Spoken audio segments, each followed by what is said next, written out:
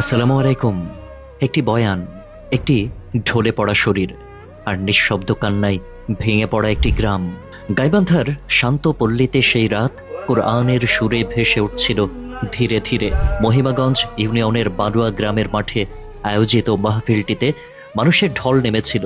কেউ এসেছিল মনকে শান্ত করতে, কেউ বা জীবনের ভুলগুলো ঠিক করতে। আর সেই মঞ্চে দাঁড়িয়ে কথামালা ছড়িয়ে দিচ্ছিলেন এক তরুণ আলেম, মাওলানা ফরিদুল ইসলাম। বয়স মাত্র ৩৫ বছর। হাসি মুখে স্থির কণ্ঠে বয়ান শুরু করেছিলেন তিনি। মানুষ বলছে যেন পরীর মতো মানুষ ছিল ভাইটা। কারো সাথে কঠিন কথা বলতেন না, কিন্তু কে জানতো সেই বয়ানই হবে জীবনের শেষ বয়ান? কে জানতো মঞ্চের সামনে দাঁড়িয়ে থাকা শত মানুষের চোখের সামনে ঘটবে জীবনের সবচেয়ে হৃদয় বিদারক দৃশ্য? বক্তব্য শুরুর কয়েক মিনিট পর হঠাৎ করে তার গলা কেঁপে উঠল, হাতের মাইকটা ঢিলে হয়ে গেল। মুহূর্তের মধ্যেই তিনি মঞ্চে ঢলে পড়লেন। চারদিক স্তব্ধ হয়ে গেল।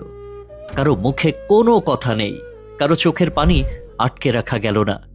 স্থানীয়রা ছুটে গেলেন। কেউ তার মাথায় পানি দিচ্ছেন, কেউ সূরা পড়ছেন, কেউ দোয়া করছেন, আল্লাহ তাকে বাঁচিয়ে দেন।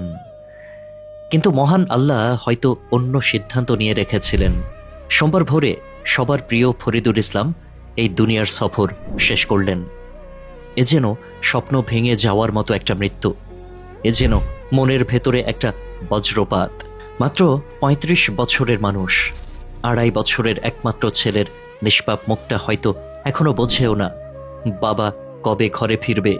হাটলিপুরের খামার গোবিন্দপুর গ্রামে যখন খবর পৌঁছালো, গ্রামটা যেন এক মুহূর্তেই নিস্তব্ধ হয়ে গেল।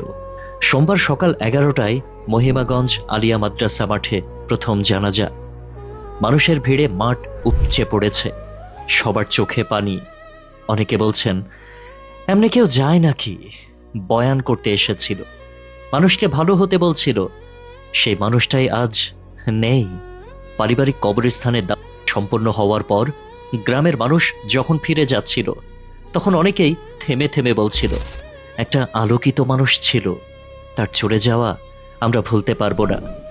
স্কুলের শিশুরা কাঁদছে, আমাদের স্যার আর আসবে না। এই মৃত্যু শুধু একজন মানুষের মৃত্যু নয়, এটা এক আলোকিত বাতির নিভে যাওয়া। যে বাঁচতে চায়নি নিজের জন্য, জীবন কাটিয়েছেন মানুষের মন ভালো করার জন্য, আলোর পথ দেখানোর জন্য।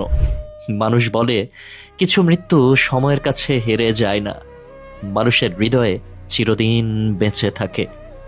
মাওলানা ফরিদুল ইসলামের চলে যাওয়াটা ঠিক তেমনই।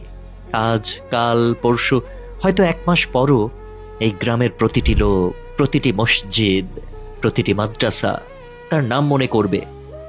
কারণ আলো কখনো নিভে যায় না, আলো মানুষকে পথ দেখিয়ে যায় মাটির নিচে চলে যাওয়ার পরও। মহান আল্লাহ তাকে জান্নাতুল ফেরদাউস দান করুন, আর ছোট্ট সন্তানটিকে আল্লাহর হেফাজতে রাখুন। আমিন।